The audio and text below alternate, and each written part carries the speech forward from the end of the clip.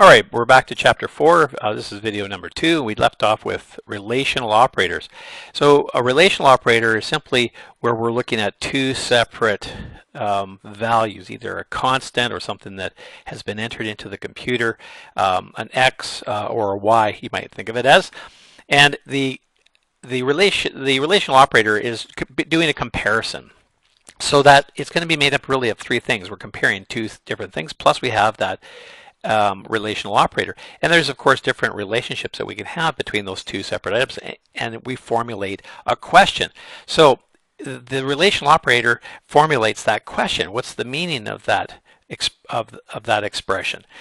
So is x greater than y? That's the question, and that needs an answer. So from the question we get a response of it's either true or false. And again, they call that a Boolean expression, and we have a value of true or false. So very important on how to craft the question into an expression using an operator. And we'll get lots of practice at this as we progress through the course. All right, so here's an example of how that would work. The if statement with a Boolean expression. So for example, if you're a car dealer and for example you sell more than $50,000 worth of cars, the company wants to pay you $500 as a bonus because that's an incentive program. So in this example, there's only one question. Were your sales greater than $50,000? So we have to formulate that into an expression. So we know that there's going to be some kind of sales, that's the variable, and we have a constant in this case, and that's going to be $50,000. So the expression would read, is sales greater than $50,000? Did you sell more than $50,000? Is that true or false? If it's true, perform everything inside of the braces, the block of statements. Basically taking $500 and assigning it to the bonus, and then later we can then assign that to their salary or display that bonus amount or whatever we want to do with it after the fact. But what we're trying to do here is formulate a question into an expression using a relational operator and evaluating that to either a Boolean expression to whether it's either true or false. So it's not a very complicated process. You just have to pull it apart in piece by piece. Now, sometimes questions can become a little more complicated, or they have questions that have two outcomes. If you, for example, sold a car that was over $50,000, then you get $500. Otherwise, or else, you might only get $250, for example.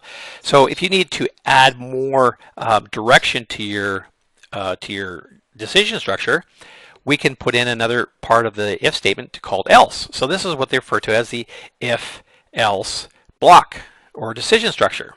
And again, it still equates down to a Boolean expression. So if the expression is true, only perform the statement here. If it equates to false, skip down to the code where it says else and perform the second block of statements. So the else statement is used quite often, or it's used all the time when you have two possible outcomes from an expression that you want to evaluate to true or false. So here's an example.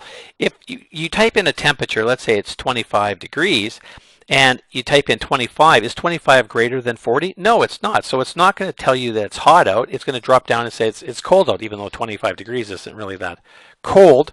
But according to the constant that they put in here, and again, you can set these to any values that you want. So the flowchart asks that question. When the data is coming down the line, and that data that's coming down is actually the value of temperature, because temperature can vary. And that's why we call it a variable. So this could be like, let's say it's 10. So it's 10 Celsius. Is 10 greater than 40? Well, no, it's not. It fails that. So it drops down here and displays it's cold outside.